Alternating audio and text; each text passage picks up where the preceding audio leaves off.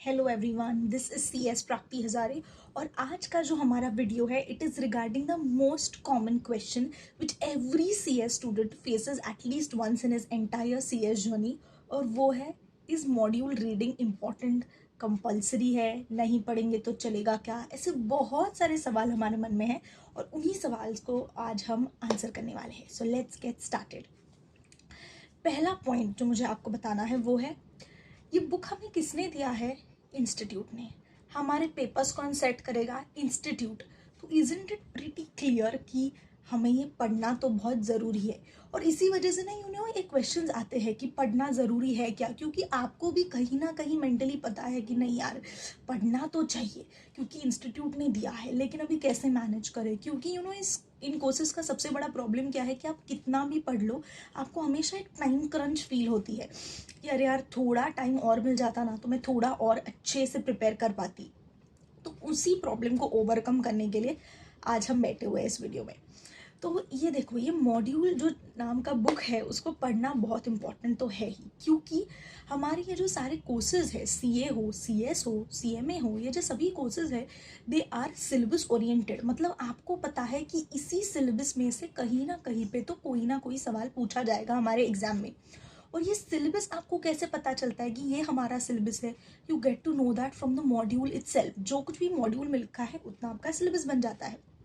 तो इस मॉड्यूल को ना पढ़ना तो बहुत बड़ी मिस्टेक होगी, क्योंकि फिर आपको सिलेबस पता ही नहीं चलेगा। क्योंकि क्या है, आप कितने भी बाकी के सारे बुक्स पढ़ लो, कोचिंग का पढ़ लो, दूसरा कोई भी बुक पढ़ लो, स्कैनर ले लो, कुछ भी ले लो, बट फिर भी कोई ना एक आधी कॉन्सेप्ट रह ही जाती है। And I am not blaming any classes for this, लेकिन क्या होता है ना, शायद से वो कॉन्सेप्ट बहुत सालों से पूछी नहीं गई है वो, या फिर जो बुक ड्राफ्ट कर रहा है उसको वो कॉन्सेप्ट उतनी इंपॉर्टेंट ना लगे। ऐसे बहुत सारे रीजंस होते हैं जिसकी वजह से शायद से उसने वो कॉन्सेप्ट ऐड नहीं की हो।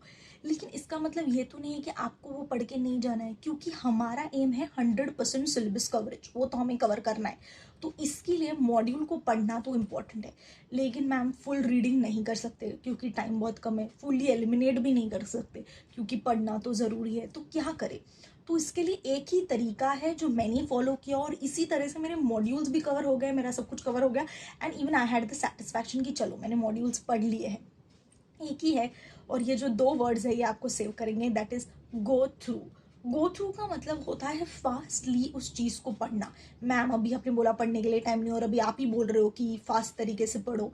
अरे फास्ट तरीके से पढ़ने का मतलब है कि क्या हमारी ये कॉन्सेप्ट कवर हुई है तो अगर नहीं हुई है, चलो हुई है तो कोई प्रॉब्लम नहीं, नहीं हुई है तो क्या करेंगे, एक बार कॉन्सेप्ट को देख लेंगे, इंपॉर्टेंट वर्ड्स को मार्क कर लेंगे, पेन से मार्क कर लेंगे, चाहिए तो पेज फोल्ड कर देंगे, और नेक्स्ट टाइम जब हम रिविजन करने बैठेंगे हम सिर्फ उसी एक कॉन्सेप्ट को मॉड्यूल से देखेंगे जो हमारी मेन बुक से कवर नहीं हो।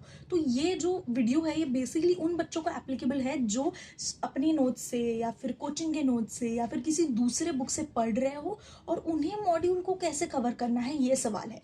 तो उसके लिए आपके पास एक ही सोल्यूशन है, गो थ्रू करना। आपको एक बार पूरे मॉड्यूल को चेक करना है, देखना है कि जो सारे कॉन्सेप्ट्स मैंने अपने मेन बुक से पढ़े हो वो सारे मॉड्यूल के साथ टैली होते हैं क्या, कोई एक आधा एक्स्ट्रा कॉन्सेप्ट है क्या जो मॉड्यूल में दिया है, कोई ऐसी केस स्टडी है जो मॉड्यूल ने दी है, कोई रियल लाइफ केस स्टडी है, कोई कंपनी का इंफॉर्मेशन है रिगार्डिंग अपने जो टॉपिक है उसके रिगार्डिंग, कोई कंपनी का स्टोरी बताया गया है, तो वो मैंने एक बार देख लिया है कि नहीं। बिकॉज क्या होता है ना, घूम फिर के जो आपके एग्जाम में सवाल होता है वो मॉड्यूल से ही आएगा, तो उसको एक बार तो पढ़ना इंपॉर्टेंट है। लेकिन मैं आपको पढ़ने के लिए नहीं बोल रही हूँ, मैं आपको बोल रही हूँ गो थ्रू करो।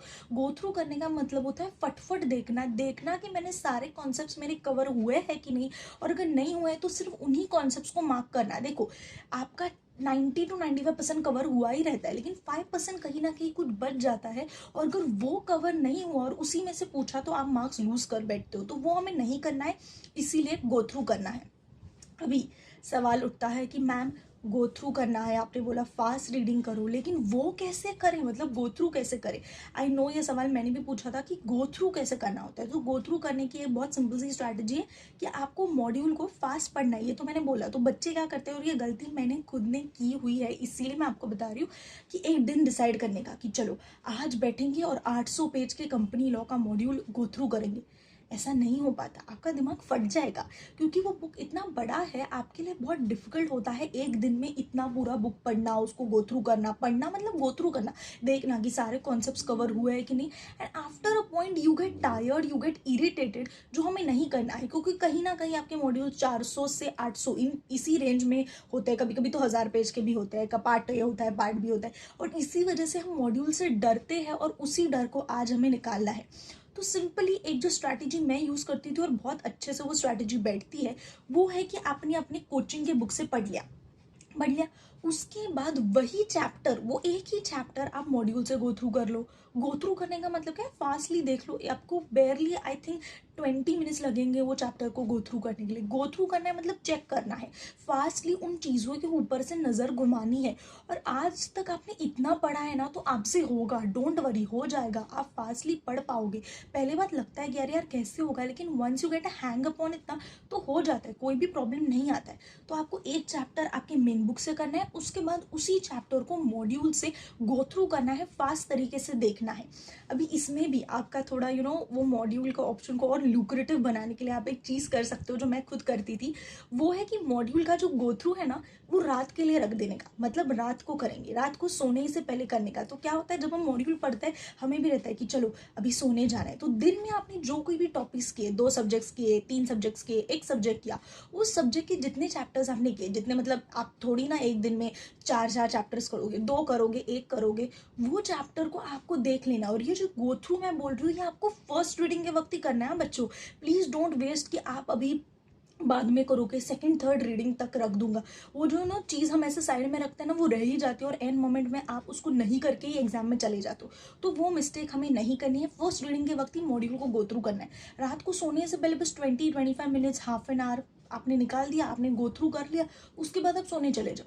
लेकिन गो थ्रू करते वक्त आपके पास एक ब्लैक पेन या फिर पेंसिल होनी चाहिए हाथ में, क्या करने के लिए, मार्क करने के लिए उन चीज़ों को जो आपको इंपॉर्टेंट लगता है। कोई खाली केस स्टडी है जो आपको इंपॉर्टेंट लगती है, मार्क कर दो। और फिर अब जब सेकंड रीडिंग करोगे ना, और मतलब आपके सारे जो फ्यूचर रिविजन है, उस वक्त सिर्फ आप वही कॉन्सेप्ट को देखोगे मॉड्यूल में से, बाकी कुछ भी नहीं देखोगे। आप मॉड्यूल के पेजेस को फोल्ड भी कर सकते हो, मैं ये करती थी, क्योंकि क्या होता है, नहीं तो हम बहुत बार ऐसे पेज पलटते रहते हैं, अरे यार मेरी मार्किंग किधर है, मार्किंग किधर है। उससे बेहतर है आप पेजेस फोल्ड करते जाओ। ऐसे तो नहीं होगा ना कि सभी पेजेस फोल्ड हो जाएंगे, एक हाथ 2-3-4 पेजेस फोल्ड हो जाएंगे, उन्हीं पेजेस को आपको बस फोल्ड करना है, और नेक्स्ट टाइम रिविजन करते वक्त सिर्फ उन्हीं पेजेस को पढ़ना है।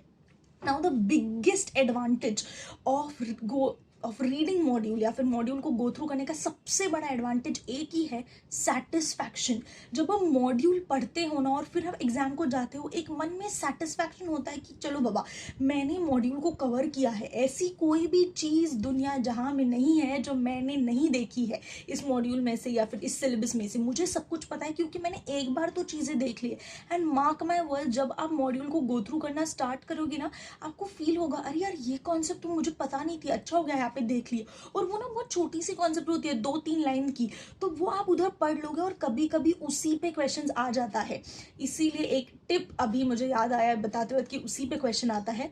एक चीज़ हमेशा याद रखना कि 4 to 5 मार्क्स का क्वेश्चन है, इसका मतलब आंसर एक पेज का है, ऐसा नहीं है। बहुत बार है तो ऐसे होता है कि आंसर बस 3 लाइन का होता है। तो इसीलिए वो छोटी छोटी कॉन्सेप्ट्स पढ़ना भी बहुत इंपॉर्टेंट है। इसीलिए इस तरह से मॉड्यूल को गो थ्रू करते जाओ, मतलब यहाँ एक चैप्टर खत्म हो गया, वहाँ पे भी एक चैप्टर खत्म हो गया, इसी तरीके से आपका बुक भी कवर हो जाएगा, मॉड्यूल भी कवर हो जाएगा, you will have a satisfaction. और जब सेटिस्फैक्शन होता है ना मॉड्यूल पढ़ने का, तब आपका कॉन्फिडेंस अलग लेवल पे होता है। आपका कॉन्फिडेंस इतना इंक्रीज होता है जब आप पेपर देने बैठते हो, और उसी कॉन्फिडेंस से आप पास होने वाले हो। इसीलिए मॉड्यूल को छोड़ना नहीं है, हमें मॉड्यूल को गो थ्रू करना है, पढ़ना है, हर चीज के ऊपर से एक बार नजर घुमानी है। नजर घुमाने को बोल रही हूँ मैं, पढ़ने को नहीं बोल रही हूँ। पढ़ने का मतलब होता है इन डिटेल पढ़ना, मार्किंग करना, ये सब हमें नहीं करना है। हमें मॉड्यूल को गो थ्रू करना है, देखना है कि सारे कॉन्सेप्ट्स मेरे कवर हुए हैं कि नहीं। इस तरह से आपका मेन बुक भी कवर हो जाएगा, मॉड्यूल भी कवर हो जाएगा। इसके रिगार्डिंग अगर आपके और कोई भी डाउट्स हो तो please let me know in the comment section below.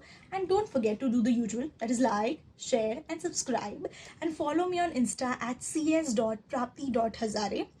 All the best, do well, make your parents proud, because it is a great feeling when you add the prefix of CS before your name.